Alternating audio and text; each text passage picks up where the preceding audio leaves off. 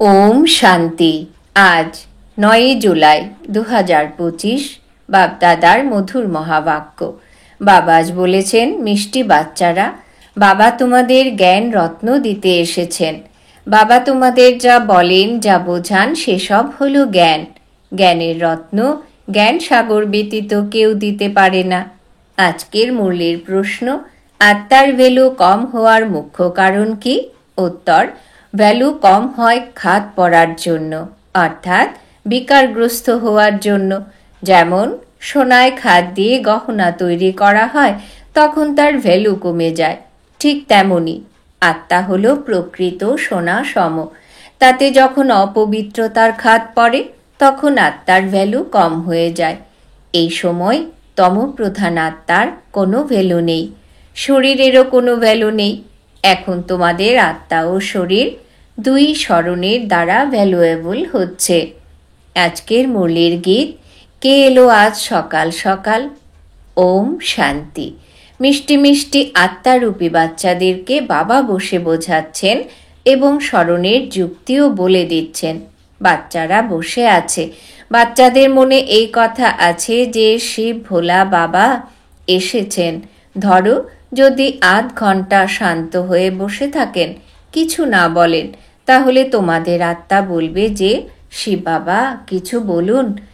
তোমরা তো জানো শিব বাবা বসে আছেন, কিন্তু বলেন না। এও হলো তোমাদের স্মরণের যাত্রা, তাই না? বুদ্ধিতে শিব বাবারই স্মরণে আছে। মনে ভাববে শিব বাবা যেন কিছু বলেন, জ্ঞান রত্ন প্রদান করবেন। বাচ্চারা, বাবা তো আসেনি তোমাদের জ্ঞান রত্ন প্রদান করতে। তিনি হলেন জ্ঞানের সাগর, তাই না? তিনি বলবেন, বাচ্চারা দেহ অভিমানী হয়ে থাকো, বাবাকে স্মরণ করো, এই হলো জ্ঞান। বাবা বলেন, এই ড্রামার চক্রকে, সিঁড়িকে এবং বাবাকে স্মরণ করো, এও হলো জ্ঞান। বাবা যা কিছু বোঝাবেন, সে সবই জ্ঞান বলা হবে।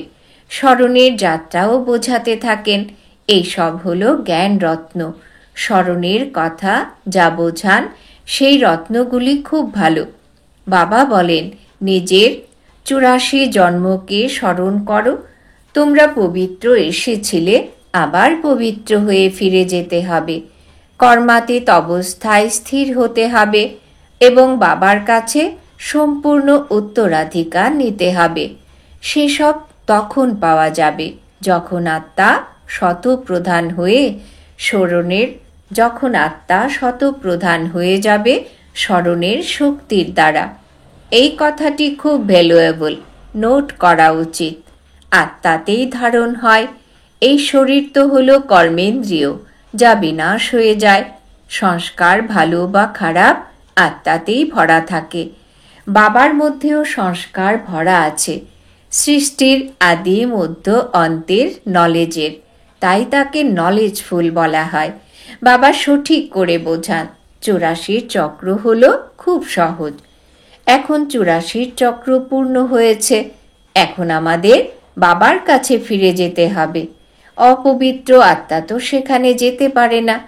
তোমাদের আত্মা পবিত্র হয়ে গেলে এই শরীরও ত্যাগ করবে। পবিত্র শরীর তো এখানে প্রাপ্ত হতে পারে না। এ হলো পুরনো পাদুকা সম। এর প্রতি বৈরাগ্য অনুভব হচ্ছে। আত্মাকে পবিত্র হয়ে পরে ভবিষ্যতে আমাদের পবিত্র শরীর নিতে হবে। সত্যযুগে আত্মা ও শরীর দুই পবিত্র ছিল। এই সময় তোমাদের আত্মা অপবিত্র হয়েছে, তাই শরীরও হলো অপবিত্র। যেমন সোনা তেমন গহনা। গভর্নমেন্টও বলে হালকা সোনার গহনা পরো, যার মূল্য কম। এখন তোমাদের আত্মার ভ্যালুও কম আছে। সেখানে তোমাদের আত্মার অনেক ভ্যালু থাকে। শতপ্রধান, তাই না? এখন হলো তমপ্রধান, খাদ পড়েছে, কোনো কাজের নয়। সেখানে আত্মা থাকে পবিত্র, তাই অনেক ভ্যালু থাকে। এখন 9 ক্যারেটের হয়েছে, ফলে কোনো ভ্যালু নেই। তাই বাবা বলেন, আত্মাকে পবিত্র করো, তাহলে শরীরও পবিত্র প্রাপ্ত হবে। এই জ্ঞান আর কেউ প্রদান করতে পারেন না। বাবা বলেন, মামে কম স্মরণ করো। কৃষ্ণ কিভাবে বলবেন? তিনি তো হলেন দেহধারী, তাই না? বাবা বলেন নিজেকে আত্মা নিশ্চয় করে আমি পিতা, আমাকে স্মরণ করো। কোনো দেহধারীকে স্মরণ করো না। এখন তোমরা বুঝেছ, তাই বোঝাতে হবে। শিব বাবা হলেন নিরাকার, তার জন্ম হলো অলৌকিক। তোমাদের অর্থাৎ আত্মারূপী বাচ্চাদেরকেও অলৌকিক জন্ম প্রদান করেন। অলৌকিক পিতা, অলৌকিক সন্তান, লৌকিক, পারলৌকিক এবং অলৌকিক বলা হয়। বাচ্চারা তোমাদের অলৌকিক জন্ম প্রাপ্ত হয়। বাবা তোমাদের অ্যাডাপ্ট উত্তরাধিকার প্রদান করেন। তোমরা জানো আমরা ব্রাহ্মণ, এটা হলো আমাদেরও অলৌকিক জন্ম। অলৌকিক পিতার কাছে অলৌকিক উত্তরাধিকার প্রাপ্ত হয়। ব্রহ্মা কুমার কুমারী ছাড়া অন্য কেউ স্বর্গের মালিক হতে পারে না। মানুষ কিছু বোঝে না। তোমাদেরকে বাবা কত বোঝান। আত্মা যে অপবিত্র হয়েছে সে স্মরণ ব্যতীত পবিত্র হতেই পারে না। স্মরণে স্থিত না থাকলে খাদ্য রয়েই যাবে, পবিত্র হতে পারবে না। তারপর সাজা ভোগ করতে হবে। সম্পূর্ণ দুনিয়ার মানুষ আত্মাদের পবিত্র হয়ে ফিরে যেতে হবে। সম্পূর্ণ দুনিয়ার মনুষ্য আত্মাদের পবিত্র হয়ে ফিরে যেতে হবে। শরীর তো যাবে না। বাবা বলেন নিজেকে আত্মা নিশ্চয় করা খুবই কঠিন। ব্যবসা ইত্যাদি, সেই অবস্থায় তো স্থির থাকা যায় না। বাবা বলেন আচ্ছা, নিজেকে আত্মা নিশ্চয় না করতে পারো তো শিব বাবাকে স্মরণ করো। ব্যবসা ইত্যাদি করতে করতে এই পরিশ্রম করো যে আমি আত্মা এই শরীর দ্বারা কর্ম করি। আমি আত্মাই শিব বাবাকে স্মরণ করি। আত্মাই সর্বপ্রথম পবিত্র ছিল, এখন আবার পবিত্র হতে হবে। এই হলো পরিশ্রম। এতেই রয়েছে বড় মাত্রায় উপার্জন। এখানে যতই বিরাট ধনী মানুষ থাকুক, আরব খরবপতি, কিন্তু সেই সুখ নেই। সবার জীবনে দুঃখ আছে। বড় বড় রাজা, প্রেসিডেন্ট ইত্যাদি আজ আছে, আগামীকাল তাদের হত্যা করা হয়। বিদেশে সবই হয়। ধনী মানুষ রাজা, তাদের তো খুব বিপদ। এখানেও যারা রাজা ছিল তারা প্রজা হয়েছে। রাজার উপরে প্রজার রাজত্ব হয়েছে। ড্রামায় এমনই নির্দিষ্ট আছে। শেষ সময়ে এই অবস্থা হয়। নিজেদের মধ্যে নিজেরাই যুদ্ধ করবে। তোমরা জানো কল্প পূর্বেও এমনটাই হয়েছিল। তোমরা গুপ্ত বেশে প্রাণ ও হৃদয়, মন ও ভালোবাসা দিয়ে নিজের হারানো রাজত্ব প্রাপ্ত করো। তোমরা পরিচয় পেয়েছ। আমরা তো মালিক ছিলাম, সূর্যবংশী দেবতা ছিলাম। এখন আবার সেই স্বরূপ প্রাপ্তির জন্য পুরুষার্থ করছ। কারণ এখানে তোমরা সত্যনারায়ণের কাহিনী শুনছ, তাই না? বাবার সাহায্যে আমরা নর থেকে নারায়ণ কিভাবে হই। বাবা এসে রাজযোগের শিক্ষা দেন। ভক্তি মার্গে এই শিক্ষা কেউ দিতে পারে না। কোনো মানুষকে পিতা, শিক্ষক, গুরু বলা যাবে না। ভক্তিতে কত পুরনো কাহিনী বসে শোনানো হয়। বাচ্চারা, এখন তোমাদের 21 জন্ম বিশ্রাম নেওয়ার জন্য পবিত্র তো নিশ্চয়ই হতে হবে। বাবা বলেন নিজেকে আত্মা নিশ্চয় করো। অর্ধকল্প তো ড্রামা অনুযায়ী দেহ অভিমানী হয়ে থেকেছ। এখন দেহি অভিমানী হতে হবে। ড্রামা অনুযায়ী এখন পুরনো দুনিয়াকে পরিবর্তিত হয়ে নতুন দুনিয়া হতে হবে। দুনিয়া তো একটাই। পুরনো দুনিয়া থেকে আবার নতুন হবে। নতুন দুনিয়ায় নতুন ভারত ছিল, তখন সেখানে দেবী দেবতা ছিল। রাজধানীও জানো, যমুনার তীর ছিল, যার নাম ছিল পরিস্তান। সেখানে প্রাকৃতিক সৌন্দর্য বিদ্যমান থাকে। আত্মা পবিত্র হয়ে যায় তো পবিত্র আত্মার শরীরও পবিত্র প্রাপ্ত হয়। বাবা বলেন আমি এসে তোমাদের সুন্দর দেবী দেবতায় পরিণত করি। তোমরা বাচ্চারা নিজের পরীক্ষা করতে থাকো। আমাদের মধ্যে কোনো অবগুণ নেই তো? স্মরণে থাকি। পড়াও করতে হবে।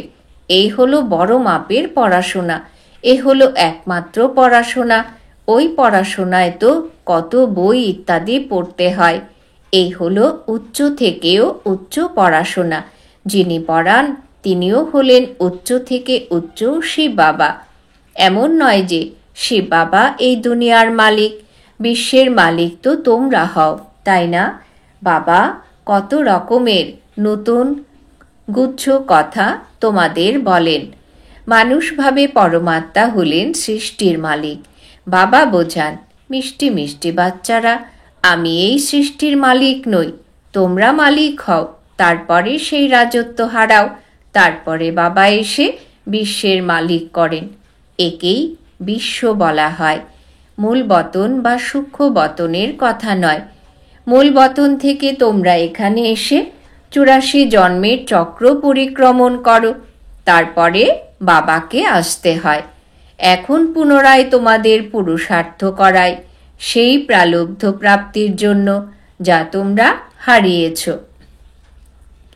হার ও জিতের খেলা, তাই না? এই রাবণ রাজ্য শেষ হওয়ার আছে। বাবা কত সহজ করে বোঝান। বাবা নিজে বসে পড়ান।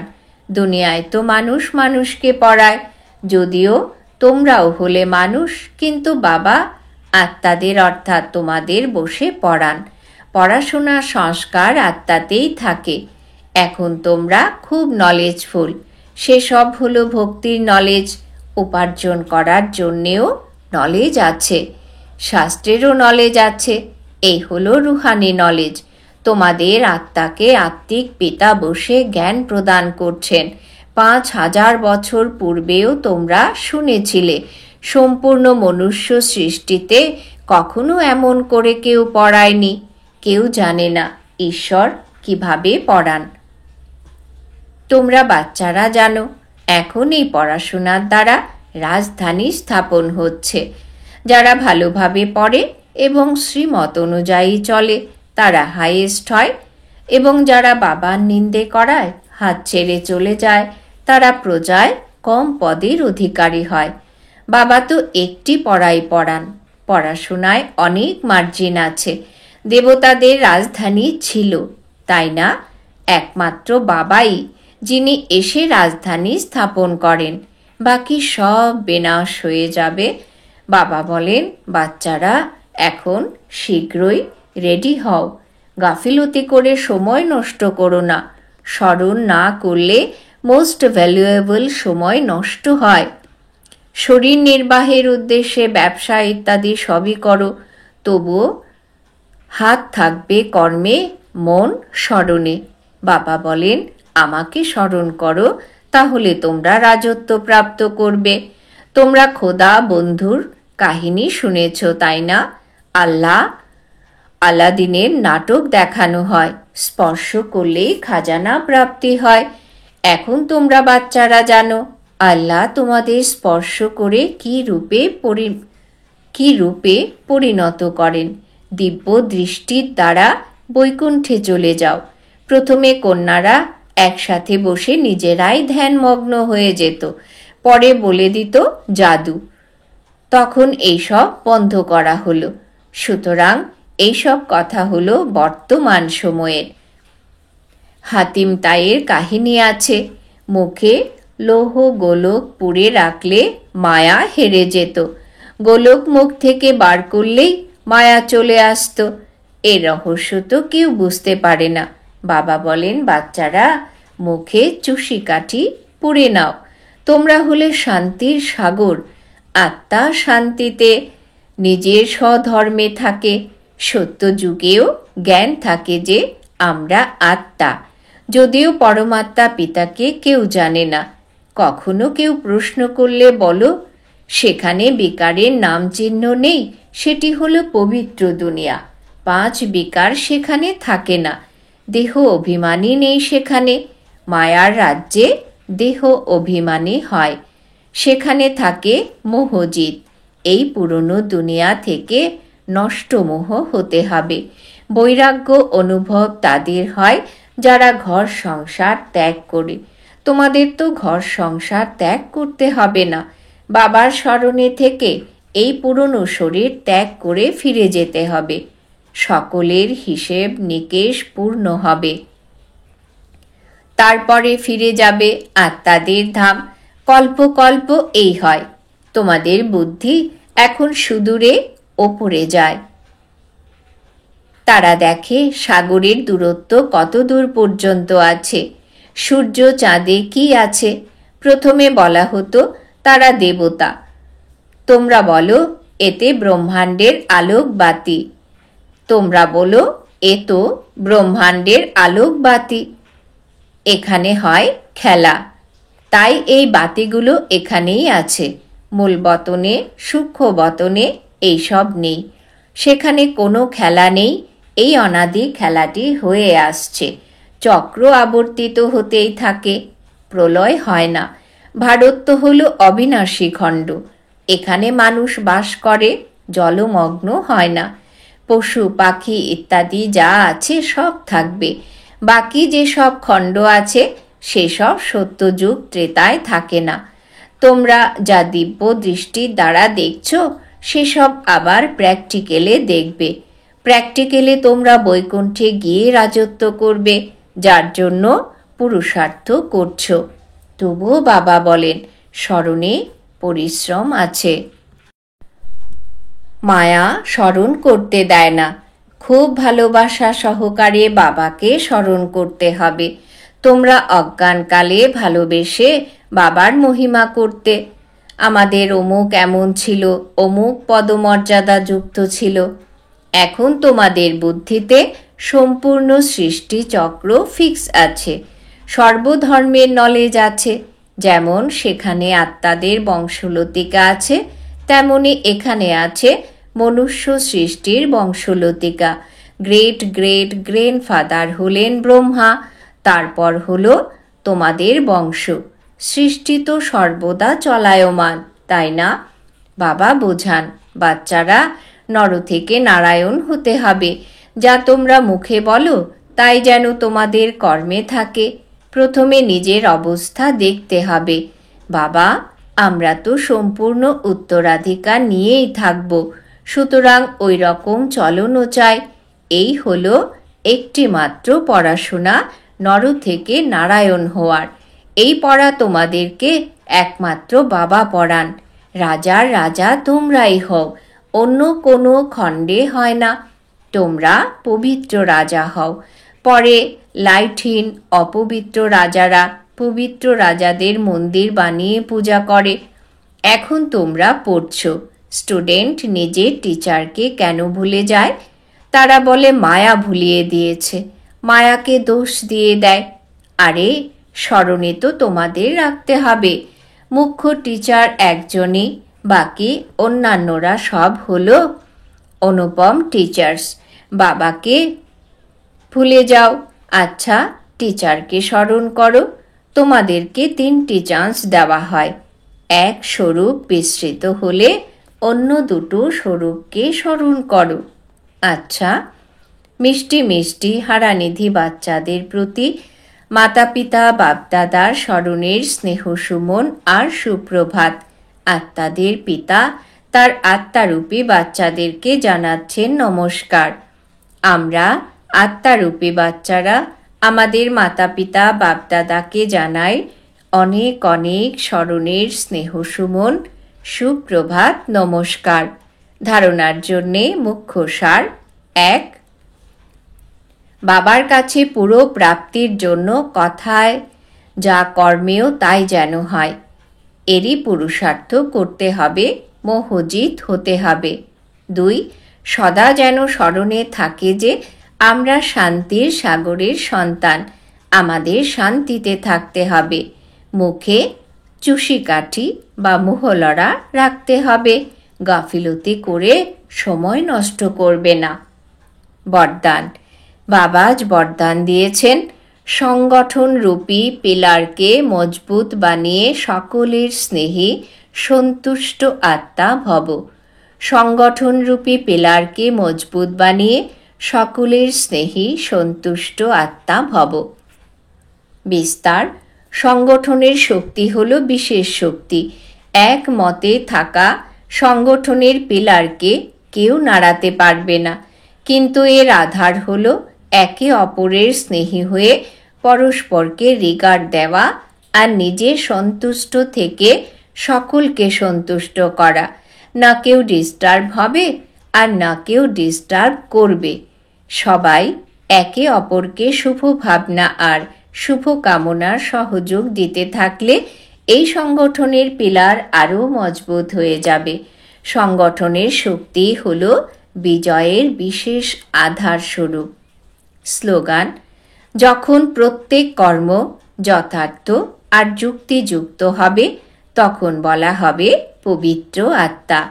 যখন প্রত্যেক কর্ম যথার্থ আর যুক্তিযুক্ত হবে তখন বলা হবে পবিত্র আত্মা। আজকের সমান: আমি সন্তুষ্ট আত্মা। আজকের জন্য অব্যক্ত ইশারা: সংকল্পের শক্তি জমা করে শ্রেষ্ঠ সেবায় নিমিত্ত হও। প্রত্যেক বাচ্চা যারা নিজের প্রতি সেবার প্রতি উৎসাহের ভালো ভালো সংকল্প করে যে এখন থেকে এটা করব, এভাবে করব, অবশ্যই করব, করেই দেখাবো, এই রকম শ্রেষ্ঠ সংকল্পের বীজ যারা বপন করছো, সেই সংকল্পকে অর্থাৎ বীজকে প্র্যাকটিক্যালে নিয়ে আসার প্রচেষ্টা করতে থাকো, তাহলে সেই বীজ ফলস্বরূপ হয়ে যাবে। ওম শান্তি।